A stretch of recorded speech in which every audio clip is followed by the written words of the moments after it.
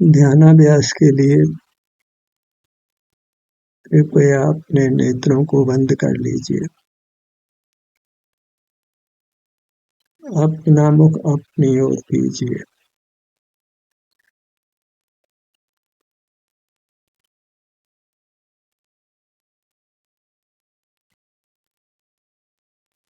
इतना ही मोक्ष का मार्ग है।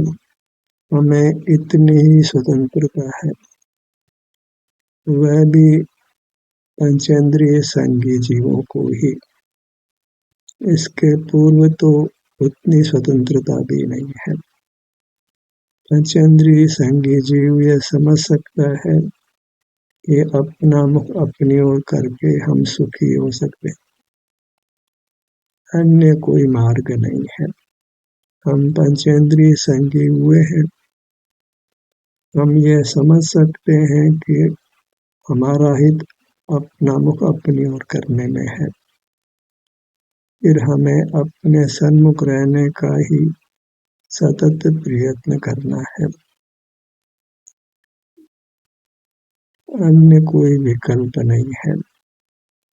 एक ही विकल्प है जिस पर हमको चलना है, अपना अनुभव करते हुए रहना है, अर्थात अपने सन्मुख रहना है। अपने सन्मुख रहना ही अपने को अनुभव करना है।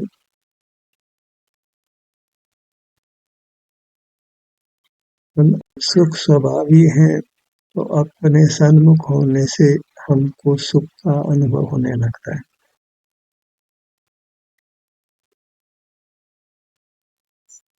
सीधा सा विज्ञान है। इस वस्तु के सन्मुख होते हैं, तदनुरूप हमारे परिणाम होने लगते हैं।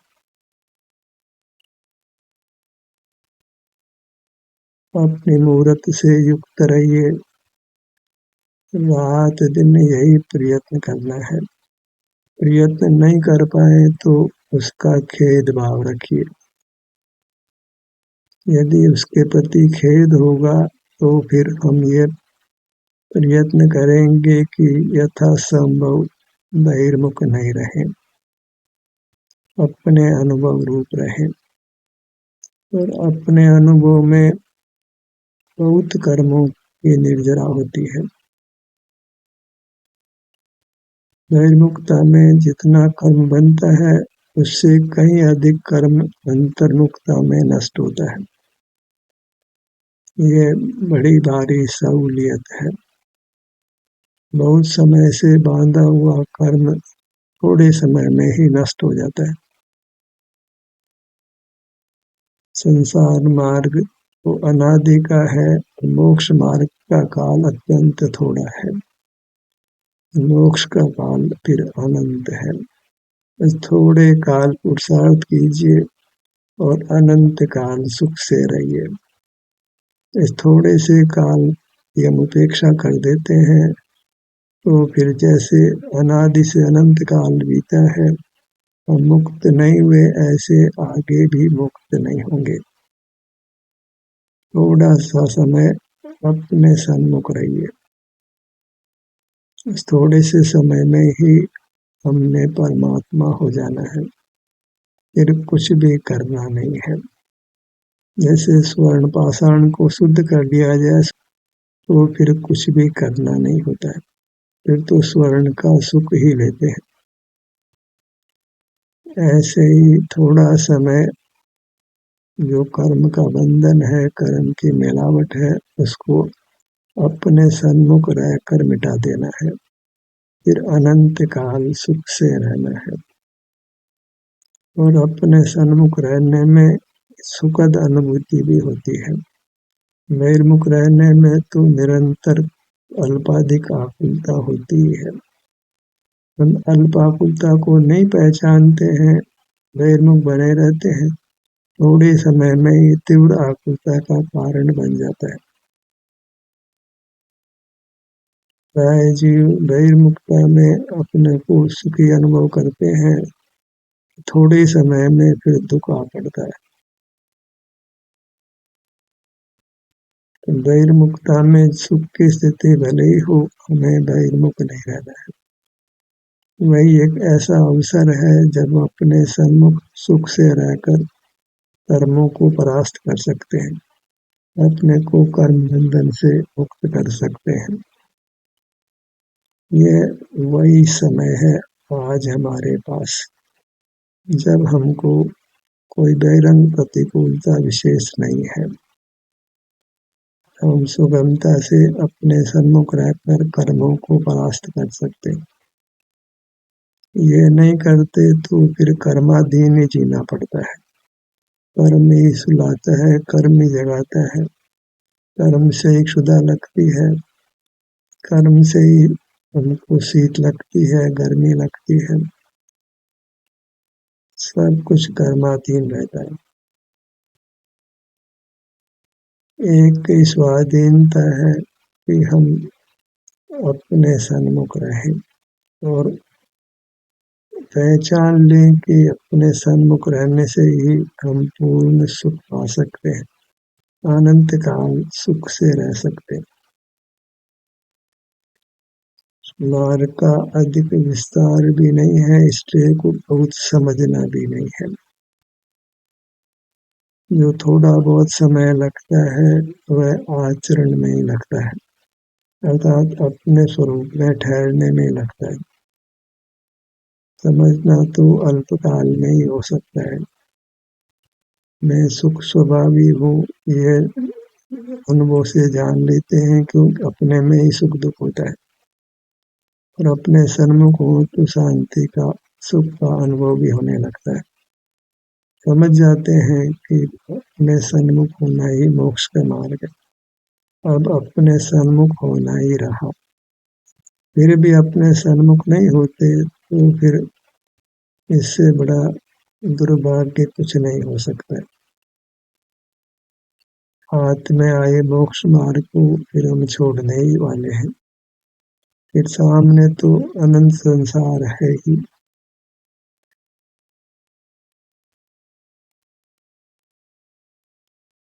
मुख बाहर से हटाते हैं तो स्वतः ही मुख अपनी ओर होता है,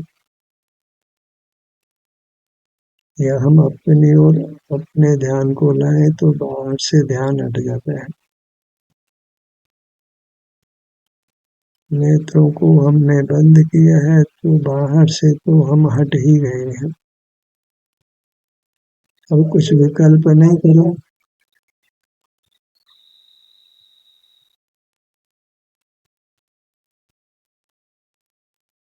अब विकल्प नहीं करें तो एकदम सुख की अनुभूति होती है। इंद्रिय द्वार को बंद किया और मन के द्वार को भी बंद कर दे, कुछ स्मृति भी नहीं करें, तो फिर हम अपने में स्थित होते हैं, निराकुल होते हैं और अद्भुत सुख का अनुभव होने लगता है। तो उत्तरोत्तर फिर बढ़ता ही जाता है।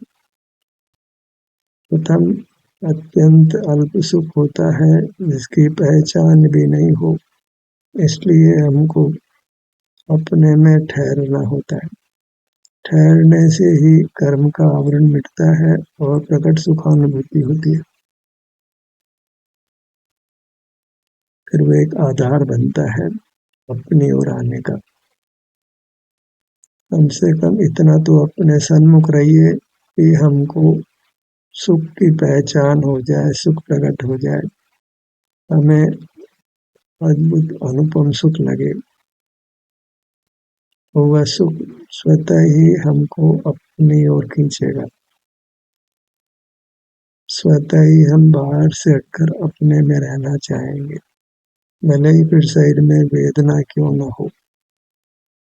जो निराकुलता हम भोग लेते हैं अपने सन्मुख होने से, जो रागादि जनित आकुलता बाहर में है, वह जब अपने सन्मुख होकर मिटती है तो आकुलता को मिटाने के लिए हम पुनः पुनः फिर अपने सन्मुख होते हैं।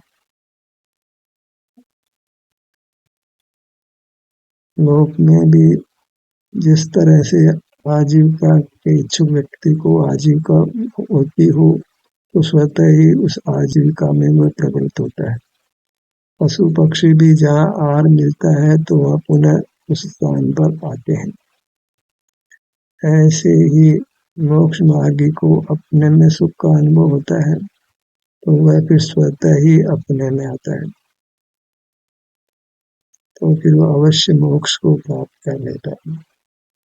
अभी जो हमें मनुष्य को मिला है उसमें हमको अपने को दृढ़ संस्कारित करना है, अपने में रहने से होने वाले सुख का अनुभव कर, ताकि कालांतर में फिर हम स्वतः ही अपने सन्मुख होते रहें। इस प्रकार कर्म की निर्जरा होती रहे और हम परमात्मा होंगे, फिर उत्तम सुख का, अविनाशी सुख का अनंत काल अनुभव होगा। इतना ही समझना है कि अपने विस्तार के सन्मुख होना है, अधिक विकल्प नहीं करना है। न देव के बारे में विकल्प करना है, न शास्त्र के और न गुरु के, क्योंकि उनका कार्य हो गया जब हम अपने सन्मुख आकर उस सुख को पा लेते हैं, उस सुख को पहचान लेते हैं। अब निमित्त का कोई कार्य नहीं रहा। जैसे पढ़ाई पूरी होने के बाद फिर कोई कॉलेज नहीं जाता है, क्योंकि कॉलेज जाने का काम पूरा हो गया। जितनी शुभ क्रियाएं हमने की है और जब अनुभव कर लिया है तो फिर अन्य क्रियाओं का अब कोई प्रयोजन नहीं रहा, फिर अनुभव करना ही रहा। फिर भी हम क्रियाओं का आग्रह रखते हैं तो इसका आशय यह है कि हमको अनुभव का जो सुख मिलना चाहिए वह नहीं मिला। उत्कृष्ट कार्य को छोड़कर हीन कार्य कौन करता है? स्वाश्रय को छोड़कर फिर पराश्रय को शुभ बुद्धि से कौन करता है? निर्बलता बस भले ही पराश्रय हो, पर जहाँ सबलता है, तीव्र कर्म का उदय नहीं है, तो फिर हमको अपने सन्मुख हो जाना है। तीव्र कर्म का उदय ही हमको निर्बल करता है, हम अपने सन्मुख नहीं हो पाते, पर वह स्थिति सदा नहीं होती। कर्म की स्थिति बदलती ही रहती है। जब भी कर्म का वेग बलवान नहीं है, अतः जब हम अपने अनुभव रूप रह पाते हैं तो उस समय का पूरा पूरा लाभ लेना है। हम भी अब देखते ही हैं, कभी तो हम अपने में रह पाते हैं और कभी नहीं रह पाते। जब रह पाते हैं ऐसे अवसरों को हमने अच्छी तरह बुलाना है। उस समय हमको बाहर से पूरी तरह विरत रहना है, उस अवसर को खोना नहीं है। जैसे नदी के बहाव में कोई व्यक्ति खड़ा है तो तीव्र बहाव के समय तो उसका जोर नहीं चलता है, और मंद बहाव के समय भी यदि वह खड़ा रहता है और बाहर नहीं निकलता है तो अवसर चला जाता है। जो तीव्र बहाव आता है उसमें बह जाता है और मर जाता है। ठीक हमारी यही स्थिति है। तीव्र उदय आए उसके पहले ही, जैसे अभी तीव्र उदय नहीं है तो इस काल में हमको पूरे यत्न से अनुभव करना है, अन्यथा तो तीव्र उदय आएगा फिर कुछ भी जोर चलने वाला नहीं है। अनुभव का पुरुषार्थ नहीं करते, संसार मार्ग में रहते हैं। वृद्धावस्था में तो कईयों की स्मृति चली जाती, कुछ याद नहीं पड़ता है, क्या करना है क्या नहीं करना है कुछ विवेक नहीं रहता है, तो फिर वह मोक्ष मार्ग को क्या साध सकता है।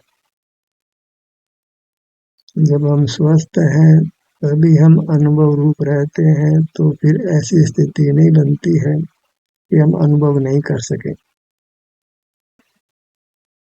हम अपने को दृढ़ संस्कारित कर लें तो फिर कर्म बलवान नहीं होता, और उसी स्थिति में हमने सारे कर्मों को भस्म कर देना है। उस समय भी परमात्मा दिशा प्रकट हो जाती। कर्मों को भस्म करना हमको फिर पुनः पुनः अपने सन्मुख ही रहना है, निरंतरता बनानी है। बाहर का मुख कम से कम हो और अंतर्मुखता अधिक से अधिक हो। पराश्रय कम से कम हो, स्वाश्रय में ही जीवन व्यतीत हो। अवसर बार बार नहीं मिलता है। अभी व्यथा की उपलब्धियों में इस मनुष्य भाव को नष्ट नहीं करना है। कुछ अनुकूलता है तो उस अनुकूलता में नहीं बह जाना है। प्राय जीव यही देखते हैं कि सब प्रकार की अनुकूलता है तो उनको कुछ करने की आवश्यकता ही नहीं लगती। पर अनुकूलता तो 4 दिन की है, फिर नियम से प्रतिकूलता आने वाली है। तो कर्म की स्थिति एक जैसी नहीं रहती। मंद उदय कभी कभी होता है, अन्यथा तो जीव तीव्र उदय में ही रहता है। एक इंद्रिय से लेकर 5 इंद्रिय असंगी तक तो कर्म का तीव्र उदय ही है, क्योंकि वह मोक्ष मार्ग को बिल्कुल साध नहीं सकता।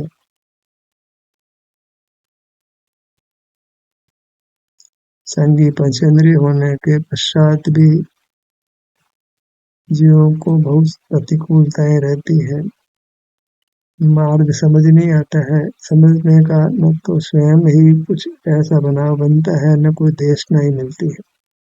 तो पूरा जीवन बहिर्मुख रखकर बीत जाता है, मनुष्य भाव को खो देता है और उसके बाद मनुष्य भाव मिलना असंभव जैसा ही होता है, क्योंकि फिर अन्य जीवों को भी मनुष्य पर्याय प्राप्त होने का अवसर मिलता है। मनुष्य थोड़े ही होते हैं। अपना मुख अपनी ओर रखिए, सुनने को भी गौण रखिए। या आपके अधीन है कि आप सुनते हुए भी बीच बीच में अपना मुख अपनी ओर करते रहे। तब तक निर्देश की अपेक्षा रखना है।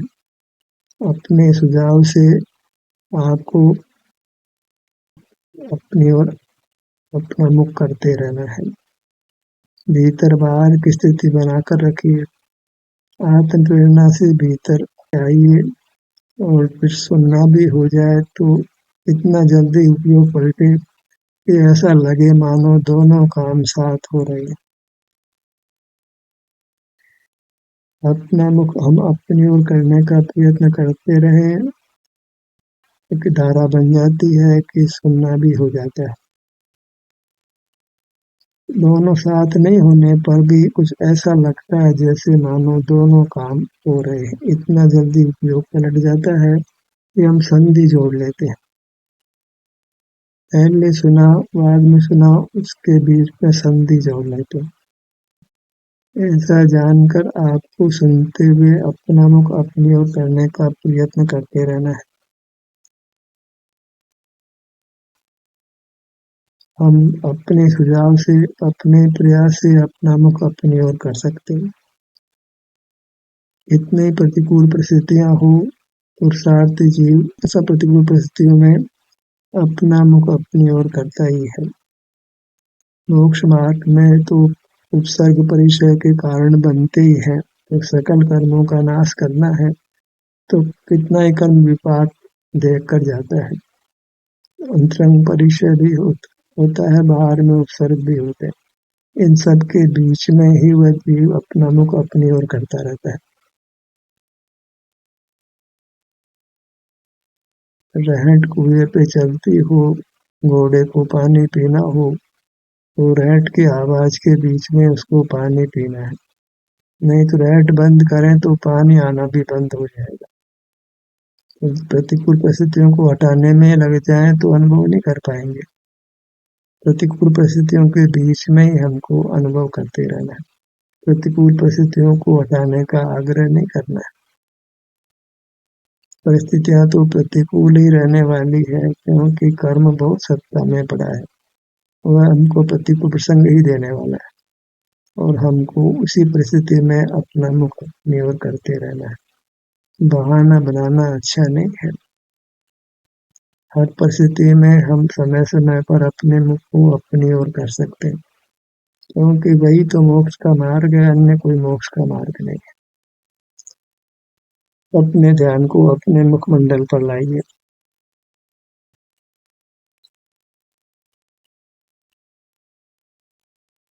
अगर आप स्वयं प्रयत्नशील नहीं है तो सामने वाला कहे तो भी आप अपना मुख अपनी ओर नहीं करते। ऐसा बराबर संभव है कि ध्यान कराने वाला विभिन्न अंगों का नाम ले रहा है और हम कई विकल्पों में खोए हुए हैं या अन्य कार्य में प्रवृत्त हो जाते हैं। सारा दोष हमारा ही है। हम चाहें तो सुनकर या बिना सुने भी अपना मुख अपनी ओर कर सकते हैं। जब ध्यानाभ्यास के लिए हम बैठे हैं तो जैसी भी परिस्थिति है उसमें हमको अपने विस्तार के सन्मुख रहने का प्रयत्न करना है। सिर के भाग पर आइए।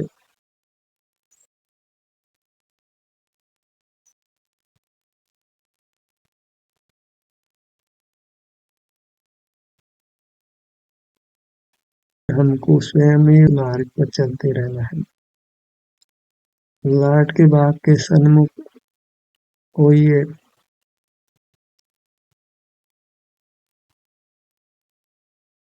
कि अपना विस्तार हमसे भिन्न नहीं है, इसलिए अपने किसी भाग पर आने में कोई समय लगता नहीं है।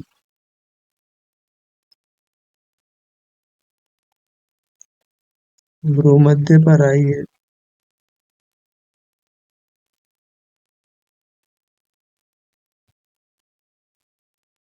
किसी अंग का नाम सुनने में तो कुछ समय लगता है, पर अपना मुख अपने अंग की ओर लाने में कुछ भी समय नहीं लगता है।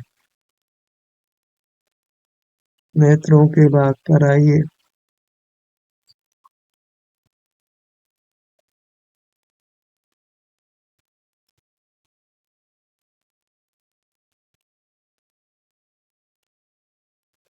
जो अतीन्द्रिय सुख प्रकट होता है उसकी ताकत बहुत है।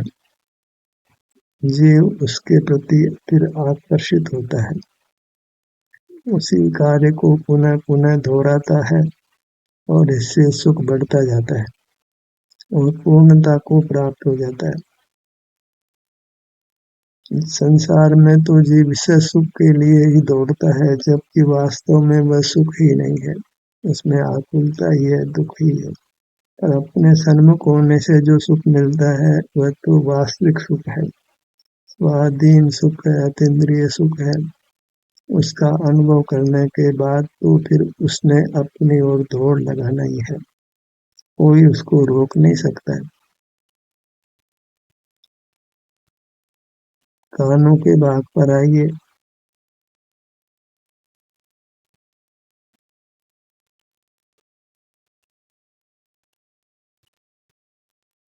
इस अतीन्द्रिय सुख को आप भले ही सम्यक दर्शन कहें, सम्यक ज्ञान कहें, सम्यक चरित्र कहें, वह सुख ही है।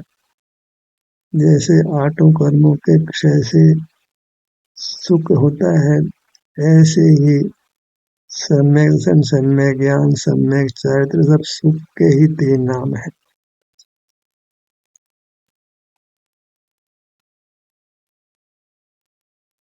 नासिका।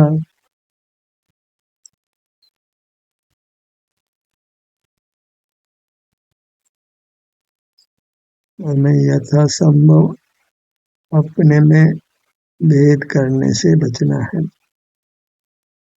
सामान्य विशेष भी अभेद रूप है। विस्तार वृत्तिमयी है, वृत्ति विस्तारमयी है। ऐसा ही हर पदार्थ का अचिंत्य स्वरूप होता है। ओठों के भाग पर आइए।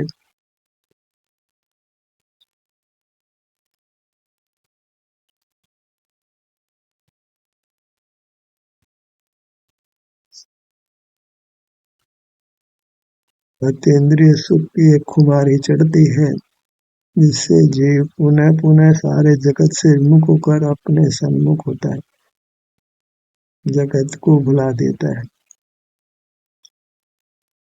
जब किसी बाह्य पदार्थ को बार बार उपयोग का विषय नहीं बनाते तो वह विस्मृत हो जाता है। इस प्रकार हमको सारे जगत को विस्मृत कर देना है।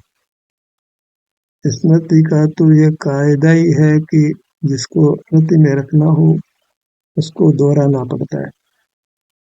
यहाँ अतीन्द्रिय सुख को स्मृति में रखना है तो फिर अपने अनुभव रूप होना है, अनुभव को दोहराना है। तो वह सुख जो प्रकट होता है वह स्मृति पटल पर रहेगा। उसको पाने के लिए फिर हम अपने सन्मुख होंगे। एक ही चीज को स्मृति में रखना है, उसका नाम अपना विस्तार जो अतीन्द्रिय सुख में है। तभी हम उस विस्तार के सन्मुख पुनः पुनः होने वाले। स्मृति में केवल अपना विस्तार रहे, किसी के लिए जगह नहीं हो। अपने विस्तार में ही पूरी स्मृति में समा जाना है। तो फिर विस्तार के ही हम सन्मुख रहने वाले हैं। अपने धड़ भाग पर आइए। दोनों भुजाएं, दोनों पैर, अनुभव से ही परमात्म पद की प्राप्ति है। इसलिए हमें अपने सन्मुख रहने का सतत प्रयत्न करना है। ध्यान का सूत्र यही समाप्त होता है। आपकी सहभागिता के लिए धन्यवाद।